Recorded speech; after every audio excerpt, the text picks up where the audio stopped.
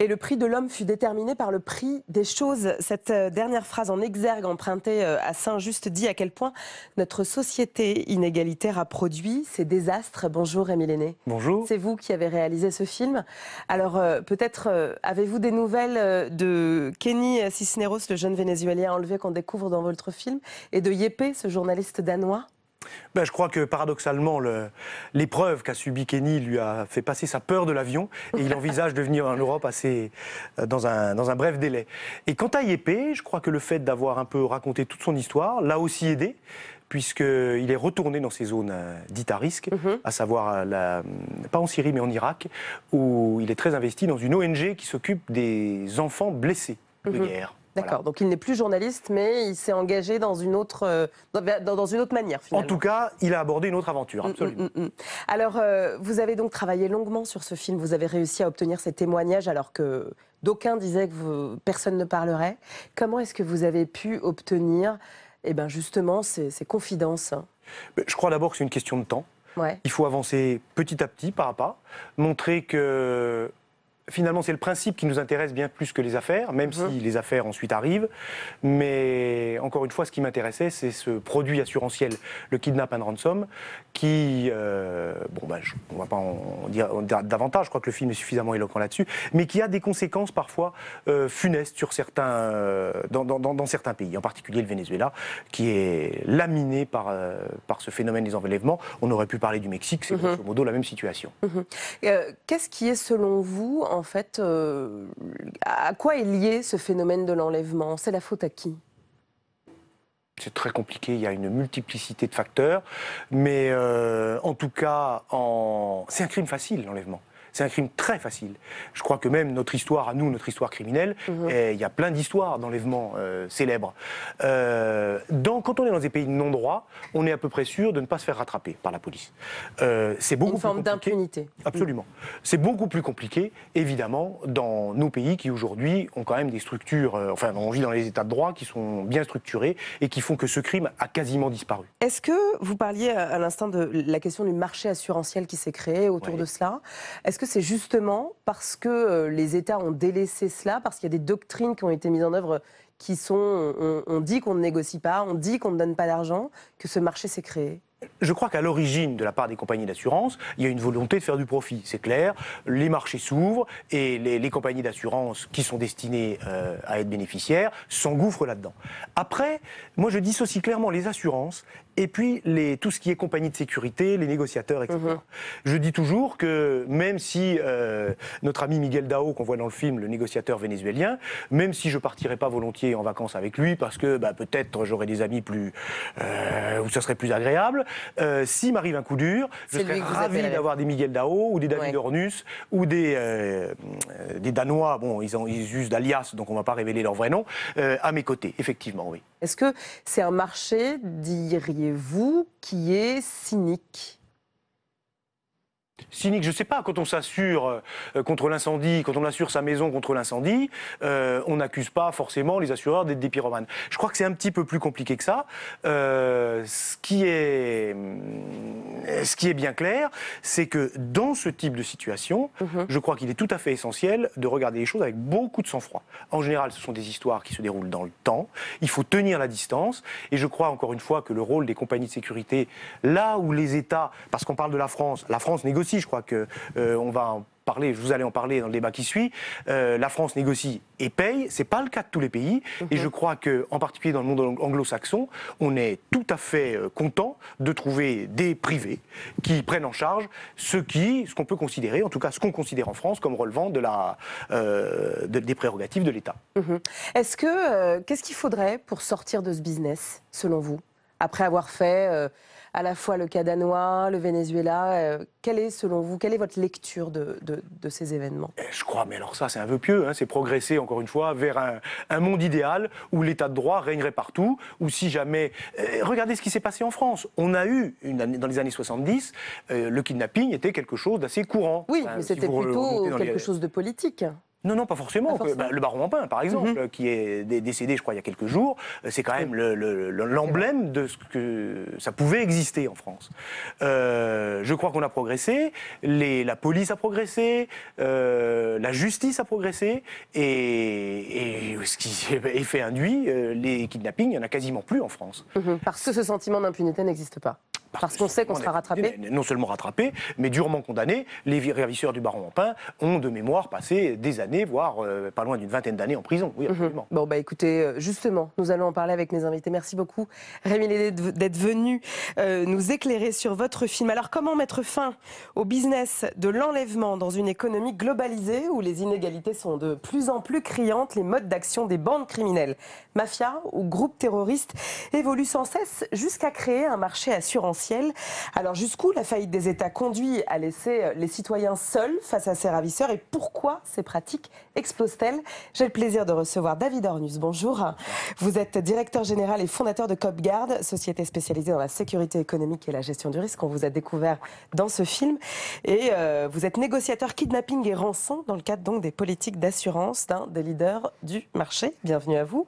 À côté de vous, Jean-Pierre Perrin. Bonjour. Vous êtes journaliste indépendant et écrivain. Vous avez été longtemps grand reporter pour Libération au Proche-Orient et au Moyen-Orient. Vous êtes l'auteur de Le djihad contre le rêve d'Alexandre. C'est aux éditions du Seuil, c'est paru en 2017. Bienvenue Clotilde Champérache. Bonjour. Vous êtes maîtresse de conférence, maître de conférence, vous préférez, en économie à Paris 8, enseignante au master de sciences criminelles du CNAM, le Conservatoire national des arts et métiers. Vous avez signé Quand la mafia se légalise pour une approche économique institutionnaliste. C'est au CNRS édition en 2016. Enfin, Fabrice Risoli, vous êtes politologue spécialiste de la grande criminalité, enseignant à Sciences Po Paris, cofondateur et président de l'association Crime Halt, qui cherche à impliquer la société civile dans la lutte contre le crime organisé. Vous avez signé La mafia de A à Z, crime organisé, mafia, anti-mafia, 160 définitions pour un état des lieux. C'est aux éditions Timbuktu, c'est paru en 2015. Bienvenue. Alors, cette explosion du nombre d'enlèvements crapuleux, diriez-vous que, Jean-Pierre Perrin, peut-être, c'est la faillite des États? Alors, en grande partie, c'est la faillite des États, oui, évidemment. Jusqu'à la chute de Saddam Hussein, il n'y avait aucun enlèvement en Irak, par exemple. Jusqu'à la chute également de Kadhafi, aucun enlèvement, à part les enlèvements légaux, parce que ces régimes, quand même, participent à... Alors, un enlèvement légal, il va falloir m'expliquer le concept. C'est-à-dire que c'est l'État qui décide quand même d'enlever quelqu'un qui ne lui plaît pas. Une disparition forcée. Disparition forcée, si vous voulez. Mais ça restait quand même une minorité. Évidemment, avec l'écroulement du régime de Saddam, son remplacement par un gouvernement faible, une insurrection globalement sunnite, puis chiite, qui monte. Et nous avons donc toutes les conditions réunies, la faillite de l'État, la situation économique déplorable, un ressentiment anti-occidental qui lui aussi ne cesse de monter. Nous avons toutes les conditions pour que se développe une économie du kidnapping qui va culminer donc en Irak avec l'enlèvement notamment de plusieurs Français, on s'en souvient, Laurence Aubenas pour citer la plus connue, mais il y en a bien d'autres. Et puis ça c'est pour les étrangers qui sont kidnappés, mais au niveau local, au niveau régional, eh bien... C'est le cas pour tous, finalement. Pour tous les Irakiens, voilà. Sauf ceux qui appartiennent à des sphères très très protégées et qui peuvent se déplacer avec une armada de garde du corps et des voitures blindées. Clotilde Champérache, là on parle du Proche et du Moyen-Orient, mais dans le film on a découvert le Venezuela, on parle de la Colombie, on parle du Mexique, on parle du Brésil. Là aussi c'est la faillite des États.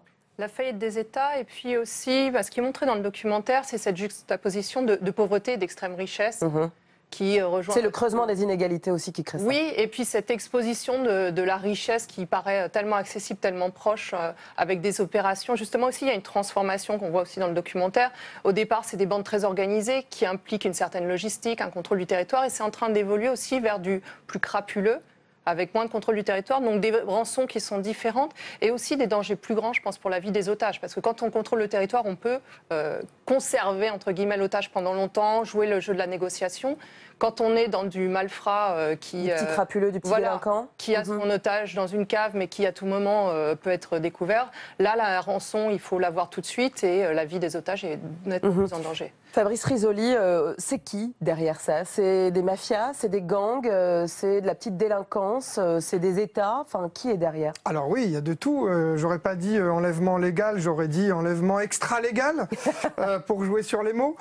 Vous avez, oui, les mafias qui en ont fait un moment, quand elles sont pas très riches, de l'accumulation du capital. Pour prendre l'exemple de la mafia calabraise qui a fait 200 enlèvements en 30 ans, elle a accumulé des fonds et elle est rentrée sur le marché de la cocaïne. Mais c'était très très organisé, c'était des enlèvements qui duraient longtemps, avec plusieurs équipes. Celles qui repèrent, celles qui enlèvent et celles qui gardent l'otage, parfois 2 ans dans un trou dans les montagnes. Là, on est presque dans une industrie réfléchie.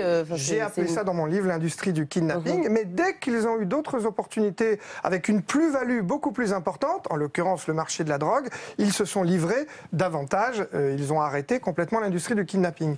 Pour les pays d'Amérique latine, vous avez le même phénomène. Mais aujourd'hui, avec la fin des grands cartels, vous avez des cartelitos, des petits cartels qui font du trafic de drogue, une répression qui les touche quand même un petit peu. Donc, cet écosystème criminel, vous avez aussi les cartels qui peuvent faire de l'enlèvement au Mexique, et vous avez ceux qui veulent rentrer sur le marché criminel.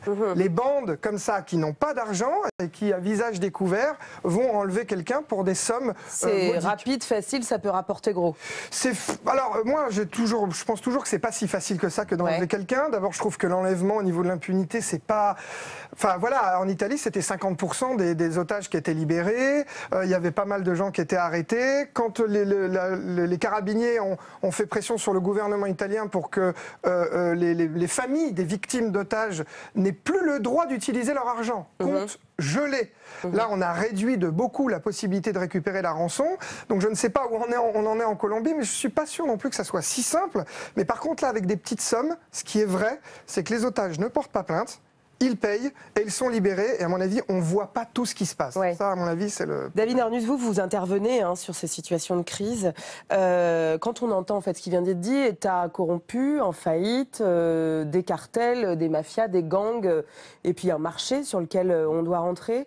Le gogo là-dedans, si vous me permettez l'expression, finalement, c'est le citoyen qui ne peut faire confiance à personne, et encore moins à un État qui ne le protège pas. Aujourd'hui, il faut bien être conscient que partout dans le monde, on a des situations potentiellement chrysogènes dans des zones où les entreprises doivent se déplacer. Et aujourd'hui, les entreprises, notamment en France, sont soumises à une obligation de résultats en matière de protection de leurs collaborateurs. Donc nous, on intervient généralement... Ça, c'est le cas français. C'est le cas français. Nous, on intervient généralement pour des situations qui impliquent des entités françaises ou une victime française, ou qui se passe dans une situation, dans un pays francophone. Après, il y a des tas d'entreprises ou d'entités juridiques différentes, les médias, les ONG, qui interviennent dans des pays à risque ou volatiles, Afrique, Moyen-Orient, Proche-Orient, ça peut être aussi Indonésie, Malaisie, ça peut être l'Amérique centrale ou du Sud. Et chaque situation est différente, parce que chaque pays a une typologie du crime local qui est différente. Et le premier rôle de nos interventions, avant même d'entamer une phase de négociation, c'est d'abord de déterminer à qui nous avons affaire et est-ce que c'est quelque chose de préparé et de planifié. Et nos experts l'ont bien dit autour de la table, le moins on a affaire à une équipe qui est préparée et planifiée, donc professionnelle quelque part, le plus c'est complexe et le plus c'est dangereux pour l'otage. Après, il y a tout un processus qui consiste à faire d'abord une enquête sur le terrain. Quelles sont les parties prenantes? À qui avons-nous affaire? Qu'est-ce qui s'est passé? Pourquoi? Quand? Dans quelles conditions? Et très vite, une ligne de communication s'ouvre ou pas. Et lorsqu'elle s'ouvre, la première chose qui fait qu'on entame une logique de négociation, c'est la preuve de vie. Sans preuve de vie, il n'y a pas d'ouverture de négociation. Qui peut être donc une phalange, comme on l'a vu dans le film. Ça peut être une phalange, ça peut être un enregistrement, c'est un coup de téléphone. Mais beaucoup de gens, et votre émission est primordiale pour ça, beaucoup de gens pensent encore que l'État va intervenir. L'État français intervient, ce que j'appelle moi comme primo-intervenant, toujours trop vite, toujours trop tôt. Bien sûr que son rôle est primordial dans des situations extrêmement complexes où lorsque la vie de l'otage est directement menacée dans un laps de temps très court. Sinon, il y a aujourd'hui des chaînes de fonctionnement ou de conseils privées ou même parfois associatives. Les Anglais ont monté une association qui s'appelle Hostage UK qui permet aux familles d'apporter un certain nombre de conseils dans des conditions un peu différentes du privé. Alors pourquoi justement il y a un marché assurantiel qui s'est créé autour de ça? Fabrice Risoli, Clotilde Champérache. Ça, c'est les vertus du marché, dès qu'il y a un business à prendre. Et puis, d'une certaine façon, c'est une économie circulaire qui va se mettre en place. C'est-à-dire qu'on peut accuser aussi ces assurances de créer un business qui va attirer ces petites bandes qui, de loin, ont l'impression que c'est quelque chose de facile d'enlever les personnes. Et puis, face au problème que je disais tout à l'heure de contrôle du territoire, de logistique sérieuse à avoir derrière ces enlèvements, ils s'aperçoivent qu'ils n'ont pas les reins assez solides. Et là, la vie des otages est largement en danger. Mais c'est vrai que le marché qui vient un peu remplacer l'État, ici, pose énormément de questions. Mais même quand l'État essaie de faire les choses bien, voilà, quand j'essaie de faire cours de géopolitique critique là, sur les criminalités, on peut être amené, la loi peut être amenée à inciter le crime, à produire du crime, mais presque involontairement. Si vous prenez l'exemple de la cybercriminalité, où maintenant on rembourse presque automatiquement les petites sommes qui vous ont été prélevées. Qu'est-ce que vous voulez pendant ce temps? Au Nigeria, vous avez des maisons entières où des gens font de la cybercriminalité sur des petites sommes, et on rembourse, parce qu'on veut protéger le client, on veut protéger le consommateur. J'entends. Ici, il s'agit de la vie des gens, donc je comprends tout à fait aussi que ce soit mis en place toute une économie pour sauver des otages. Mais effectivement, la loi produit du crime. C'est ça aussi sur lequel il faut s'interroger pour peut-être parfois revenir en arrière et, à mon avis, prendre des décisions bien plus importantes pour lutter contre les inégalités sociales, etc. Si on prend l'exemple du Venezuela, il y a à la fois la responsabilité, excusez-nous, de l'hémisphère nord qui vient, excusez-moi, piller les richesses du Sud sans réelle contrepartie, et en même temps le peuple, enfin l'État lui-même vénézuélien qui ne fait pas ce qu'il faut pour redistribuer la richesse.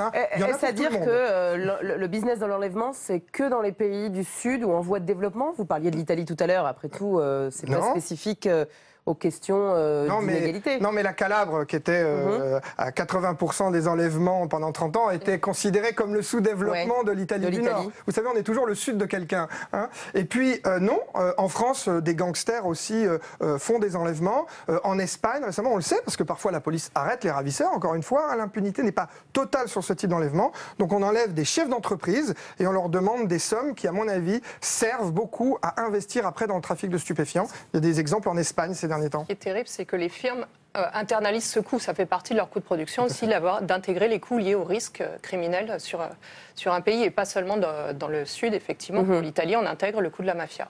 Jean-Pierre Perrin, le business, là, on le voit en fait entre le marché assurantiel, entre ces entreprises du crime en fait qui montent ces enlèvements, qui montent un petit peu tous ces actes criminels. Est-ce que c'est ça que vous avez pu voir, vous, au Proche et au Moyen-Orient, où on est vraiment dans quelque chose de crapuleux et dans une dimension terroriste en fait beaucoup plus politique? Enfin, moi, j'ai surtout travaillé sur l'enlèvement politique, le kidnapping politique, c'est-à-dire ce qui se pratiquait, et se pratique encore en Irak, ce qui se pratique évidemment en Syrie. Et donc là, effectivement, il y a des passerelles entre les deux, évidemment. C'est-à-dire une forme d'hybridation. Oui, il y a une hybridation, mais au départ, la motivation a souvent été politique et ensuite, le droit commun, disons, s'en mêle. Mais et donc c'est extrêmement complexe parce que on est arrivé à des choses absolument extraordinaires. Je vais vous raconter pourquoi il y a passerelle, par exemple, les otages, certains otages du moins pris par l'État islamique, quand ils sont rentrés chez eux dans leur villes respectives, ont découvert que leur compte en banque avait été pillé. C'est-à-dire qu'ils n'avaient plus rien sur leur compte en banque, tout simplement parce qu'il y a une maîtrise des outils économiques par l'État islamique qui est assez sophistiquée. Et donc, avec leur carte bleue, eh bien, la carte bleue se balade et puis hop, c'est du pillage. C'est du pillage. C'est du pillage version 2018. Et ça n'a pas empêché non plus le versement d'une rançon absolument considérable en ce qui concerne les 4 otages français. Et qu'est-ce qui fait qu'à un moment on bascule de l'otage politique à l'otage crapuleux, quand vous parlez d'hybridation? Oui, alors pour tous les otages pris soit par Al-Qaïda, soit par l'État islamique ou par les avatars des uns et des autres, quand même la motivation première est politique, même si on sait que la prise d'otage a servi en partie à financer, évidemment, le début de l'État islamique. Mais pourquoi on bascule? Tout simplement, je crois que c'est la pente de la facilité. Pourquoi se priver d'une somme d'argent possible Voilà. Enfin, dans le documentaire, ce qui est intéressant, c'est qu'on a l'exemple d'une revendication d'abord un peu politique, et puis on nous explique que les troupes arrivent, et que tant qu'à faire, les ravisseurs cherchent à récupérer de l'argent. Donc, ils s'adaptent, ils sont obligés de faire aussi avec les contraintes qui s'exercent sur eux. Mais je reste, moi aussi, convaincu que le message politique est encore important dans les organisations terroristes, même si ils ont besoin de faire de l'accumulation du capital. Pour rappel, toutes les organisations terroristes locales... Au départ, ils s'adressent à l'État. D'ailleurs, ils s'adressent à l'État. Et d'ailleurs, ce qu'on a vu avec la situation française, c'est qu'on n'a pas assez développé, on n'a pas assez enquêté, c'est qu'il y a eu des changements de politique à 180 degrés. On va y revenir. revenir Donc, justement. voilà. David Ornus, est-ce qu'on négocie de la même manière quand on est face à des crapules, entre guillemets, colombiennes ou vénézuéliennes et face à l'État islamique? L'État islamique, sauf ce cas précis qui est dans l'autre documentaire, il ne négocie pas vraiment. Ils vont tuer l'otage devant une caméra en combinaison orange. Là, on a changé de paradigme. Non, parce qu'il y a quand même la plupart des otages occidentaux. Avant l'intervention des forces occidentales sur le théâtre irakien et syrien, ils ont été libérés à l'issue de longues négociations. Il y a eu un otage espagnol, un otage polonais. Donc là, Jean-Pierre Bérard, ce que vous nous dites, c'est qu'il y a eu un changement de paradigme du côté de l'organisation État islamique, de Daesh, qui à un moment utilisé politiquement, pour faire de la terreur, soyons clairs, les otages, en envoyant des vidéos de décapitation, de morts en direct. Je pense que même un otage comme Jim Foley aurait pu être libéré si l'État américain s'en était donné les moyens, s'il y avait une volonté politique de le libérer. Tout simplement, c'était la législation américaine interdit toute négociation avec des preneurs d'otages. Et donc, le pas n'a pas été franchi, mais il y a eu des tentatives quand même. Il y a eu, et donc, je pense que vraiment, moi, je suis absolument, vraiment désolé de ce qui est arrivé à Jim et à d'autres, avec l'otage britannique, par exemple, aussi, qui aurait pu être sauvé. Mais il n'y avait pas de volonté de l'État. Ça, c'est quoi? C'est parce que les États, en fait, ont des doctrines différentes. Certains États payent, certains États négocient, d'autres non. Oui. David Ornus, comment est-ce que... Il y a des doctrines, est-ce qu'elles sont claires ces doctrines? Vous venez très bien de l'expliquer. L'État français n'a pas vraiment de doctrine. D'abord, la doctrine, elle dépend aussi des preneurs d'otages, de ce qu'ils demandent et du contexte. Les prises d'otages politiques sont les plus complexes parce que la vie de l'otage est vraiment menacée. Alors ça n'a rien à voir avec une prise d'otage. On n'est pas dans le crapuleux, on est dans quoi? Moi j'appelle ça du terrorisme parce qu'on peut tourner le problème dans tous les sens. Le terrorisme, c'est de l'asymétrie, c'est-à-dire c'est du faible au fort. Je suis désolé, ils n'ont pas autant de chars que nous, d'hélicoptères, etc. Donc ils cherchent à créer la terreur à partir d'une exécution et envoyer un message politique. Ceci dit, je pense aussi que la violence utilisée de cette manière, qui peut fonctionner, parce que la vision de la décapitation, etc. Mais le problème, c'est que quand on en a fait 1, 2, 3, 4, 5, 6, 7, 8, 9, 10, il arrive un moment où le message, à mon avis, passe beaucoup moins, d'accord? Vous pouvez tuer comme ça des gens parce qu'ils sont juifs, parce qu'ils sont journalistes, parce qu'ils sont américains, parce qu'ils travaillent pour un groupe privé. Mais à la fin, le message s'émousse et à mon avis, il faut passer à autre chose. Et les terroristes ont essayé de construire un État, mais ils ont perdu. Il y a un point sur lequel, quand même, qui me semble important. Moi, c'est le changement de doctrine qui est arrivé au cours de l'année 2013, si je ne me trompe pas. Donc c'est François Hollande qui décide à un moment, on ne négociera plus, on ne paiera plus. Il s'aligne sur les demandes américano-britanniques pour dire on ne négocie plus. Et voilà. Et donc, on a Ce qui veut dire qu'on payait alors avant. Oui, bien sûr, on a toujours beaucoup payé. Non, mais c'est presque un aveu. Nous avons un otage, par exemple, en Afghanistan, un otage français en Afghanistan, travaillant pour une ONG, et qui est kidnappé. Là, l'État refuse de s'investir dans l'opération et c'est l'ONG elle-même, avec le soutien d'une organisation privée, d'une boîte de sécurité, comme on dit, qui va s'occuper de sa libération, qui va, sur ses fonds propres, libérer l'otage. Quelques mois plus tard, changement complètement de décor, puisque à ce moment-là, il y a 4 otages français qui sont pris par l'État islamique, et à ce moment-là, l'État, en revanche, mobilise ses services pour leur venir en aide et parvenir à leur libération. Ça veut dire qu'on est dans du double discours? Non, simplement parce qu'il y a les relations des uns et des autres qui jouent, simplement. David Ornus, comment ça se passe en fait? C'est très intéressant ce que vous dites. On voit bien qu'il y a 2 poids 2 mesures. Une ONG en Afghanistan, normalement, elle emploie des salariés français, elle est donc soumise à l'obligation de sécurité de ses collaborateurs. Elle doit donc souscrire, à défaut des polices d'assurance, mais bon, aujourd'hui ça va devenir quasiment presque pas obligatoire, mais très important de se pencher dessus. Elle doit mettre en place des procédures de sûreté, de sécurité, d'accompagnement, d'accueil dans le pays, d'escorte de ses collaborateurs. Parce qu'en cas de problème avec un drame, les familles vont demander des comptes aujourd'hui en disant mais comment mon fils, ma fille, qui faisait de l'humanitaire, a été enlevé, tué, violé, violenté. Enfin bon, voilà. Donc il va y avoir cette logique-là. Quand l'État se mobilise au profit de journalistes français, vous venez de le dire très justement, tant mieux pour le résultat. Mais d'abord, c'est nos impôts qui payent. Alors la somme considérable entre les services, les écoutes satellites, les intermédiaires sur place, les valises de cash. Mais parce que la presse s'est aussi mobilisée. Il y a une forme de corporatisme, selon vous. Absolument. Ouais, alors que généralement, c'est un travail collectif entre ce qui se passe sur le terrain avec une équipe de gestion de crise locale, ce qui se passe à un niveau plus corporate, si on parle d'entreprise, ou en tous les cas stratégique, si on parle d'ONG. Qu'est-ce qu'on fait? On en parle ou on n'en parle pas? Tant que la vie de l'otage n'est pas menacée, c'est pas toujours utile d'en parler, mais les décisions doivent être prises de manière collégial et c'est un véritable travail qui demande du temps et de la coordination et de la connivence. Ouais, mais on pense à Sophie Pétronin qui est actuellement une otage française donc, qui a été enlevée en décembre 2016 à Gao, dans le nord du Mali. Elle a complètement disparu des radars, par exemple. Oui. Ça dépend pour qui. Ça dépend pour qui. Ça dépend pour qui. Alors pas pour sa famille, j'entends. Est-ce que l'État a des informations ? Ah non, pour la famille, on n'est pas sûr. La famille n'est pas forcément tenue au courant de l'évolution des discussions et des négociations. Est-ce qu'il y en a ? Et on sait que le contexte là-bas est compliqué, avec ce qui se passe dans la région par rapport à l'opération Barkhane. Est-ce que l'État a intérêt à transmettre des informations à la famille ? Est-ce que la famille doit se mobiliser ? Ils ont monté une association. Voilà, il y a un moment, quand l'otage est depuis 2 ans maintenant ? Pas loin, sur 2016, place, il ne se passe rien, effectivement. Il y a peut-être des réflexions à avoir pour dire qu'est-ce qu'on peut faire. Est-ce qu'on peut faire quelque chose ? Récemment, il y a eu une vidéo, appelons ça une preuve de vie, mais preuve de vie ne veut pas dire preuve de détention. Qui la détient ? Qu'est-ce qu'il demande ? Est-ce qu'il demande quelque chose ? Est-ce que c'est réalisable ou pas ? Et à partir de là, les intérêts de l'État peuvent interférer avec ceux de la famille. Et c'est un point très important qu'on doit avoir à l'esprit.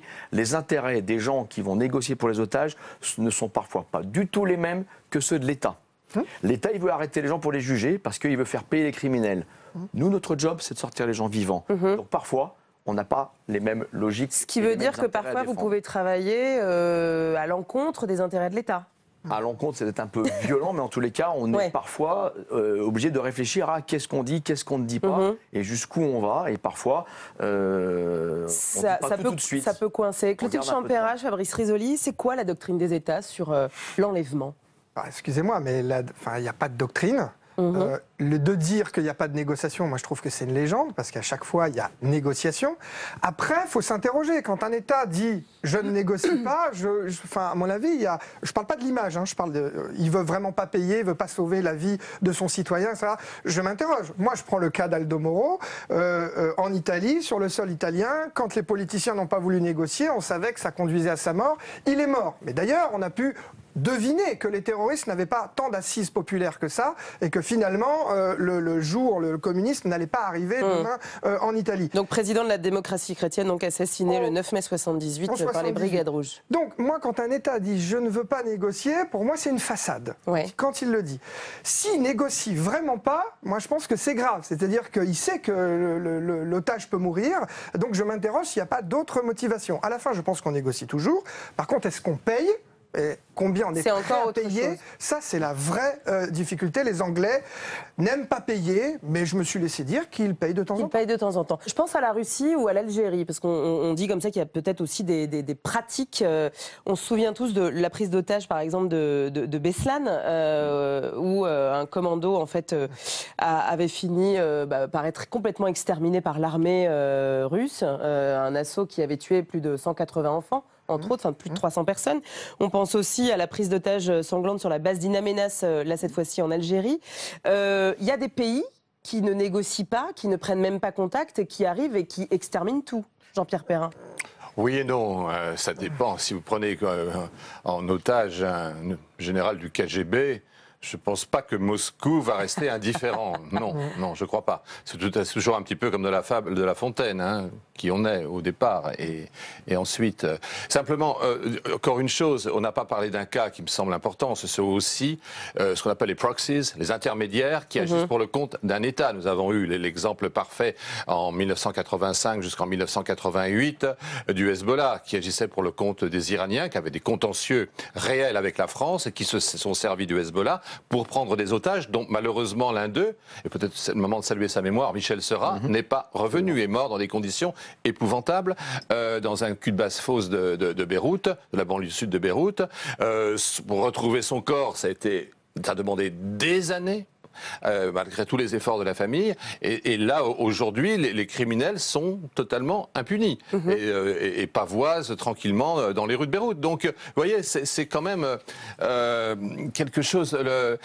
on ne sort jamais indemne d'une prise d'otage. Vous voyez, à la fois quand on est l'otage, même quand on est le libérateur, parce que forcément, il y a des choses qui sont... Dans les exemples russes là, ou algériens, il faut aussi comprendre une chose, c'est que dans l'état des négociations, parce qu'il y a négociation, ils se téléphonent, etc., il y a peut-être un arbitrage qui est que de toute façon, on sent que les ravisseurs vont tuer les personnels civils, les enfants, les femmes, etc.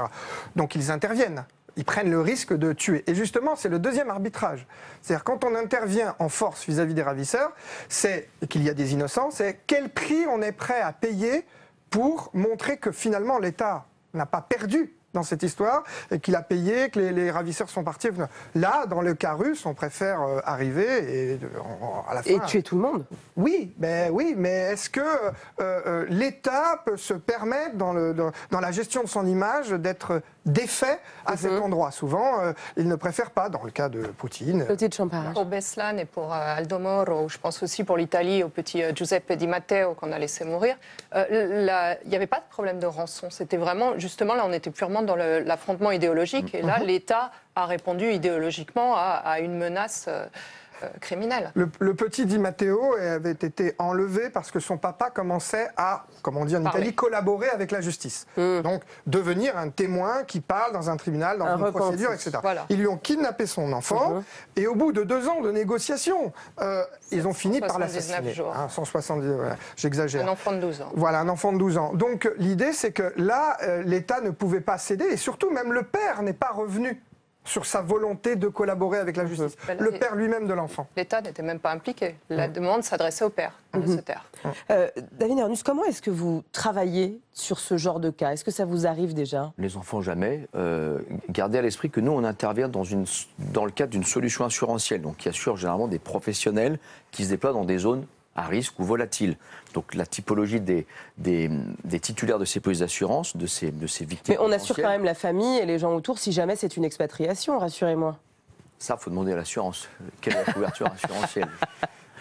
Tous les contrats sont possibles. Voilà. Je ne suis pas assureur, moi. Vous intervenez au nom de ces assurances. Non, j'interviens au nom du titulaire de la police d'assurance. Ouais. Mon client, c'est le titulaire de la police d'assurance. L'assurance, en fait, n'a aucun lien avec nous et ne communique pas avec nous. Voilà, il n'y a pas de passerelle, contrairement à l'État qui pourrait nous dire de temps en temps, dites donc, vous dites quoi, vous faites quoi, vous en êtes où, il se passe quoi.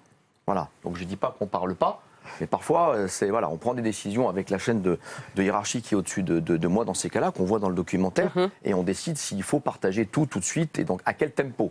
Voilà, il ne faut pas se faire doubler non plus par un État qui voudrait, lui, intervenir rapidement sur un point de vue lutte contre la criminalité. Donc c'est toujours très complexe. Et puis l'objectif, c'est très vite d'avoir preuve de vie, d'entamer une courroie de communication par des tierces personnes, ce qu'on appelle des communicateurs, et d'obtenir une demande substantielle. Et à partir de là, où la demande est exprimée, on est dans une marchandisation de l'otage et on se dit, bon, on va pouvoir commencer à discuter avec eux. Ça prend du temps, c'est du ping-pong, ça va, ça vient, il y a des coups d'accélérateur. Tout d'un coup, tout se fiche parce que, pas de peau, l'armée ou la police fait une descente dans la zone, ou 3 hélicoptères survolent la zone où on est, et tout se fige, et pendant 5 jours, 10 jours, il n'y a plus rien, plus de nouvelles. Et on se dit, bon, qu'est-ce qui se passe?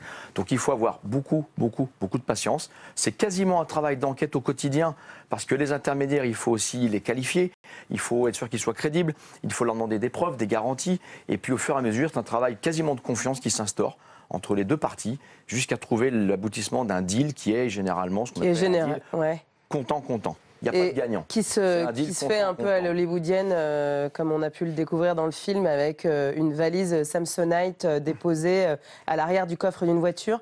Il y a ces emprunts comme ça aussi, un peu aux parrains, aux mafias.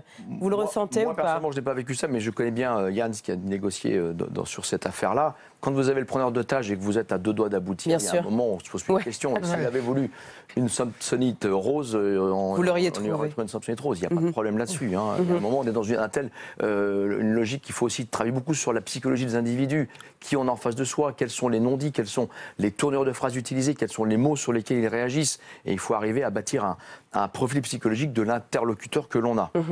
Alors, Jean-Pierre Perrin, comment est-ce qu'on va réussir à faire en sorte que ce business décline? Je crois que pour chaque pays, il y a une solution différente, même s'il y a un certain nombre de paramètres peuvent être les mêmes. Mais vous voyez, si le nombre des preneurs d'otages en Irak a chuté, mais ça perdure encore, hein, évidemment, c'est aussi parce que l'État islamique, d'une part, n'a pas disparu, il est toujours là, il est partout, mais enfin, il a pris un coup sur la tête, il a perdu sa capitale, il a perdu son territoire, donc ça limite finalement le nombre de kidnappings, mais ça peut ressurgir demain. Donc pourquoi il n'y a plus de kidnapping au Liban, en revanche, ou quasiment plus? C'est parce que le pays a retrouvé une certaine tranquillité. Tout ça, évidemment, peut se détériorer demain. Donc je crois qu'il faut qu'il n'y a aucune solution miracle. Hein, simplement, plus l'État est reconstitué, reconstruit, plus il y a des forces de police qui sont quand même... avec une corruption qui diminue, ce qui n'est pas malheureusement pas le cas en Irak d'ailleurs, ou au Venezuela, ou au Venezuela, oui, je ne parle que des pays que je connais. Vous savez, c'est vrai que la question est très générale et que le monde est très complexe. Du point de vue géopolitique, je pense quand même une tendance lourde, c'est qu'on a quand même pas mal fait la guerre ces derniers temps.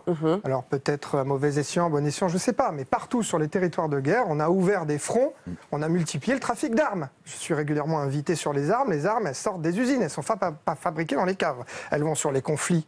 Et puis après, le conflit s'arrête ou s'enlise et les armes ressortent et elles alimentent le crime organisé. On a fait la guerre en Afghanistan, on a fait la guerre en Irak, on a fait la guerre en Syrie, on a fait la guerre en Libye. Partout sur ces territoires, on a une augmentation des enlèvements. C'est pas valable partout, mais là, quand même, on tient quelque chose qui fait que la guerre produit ce type de choses.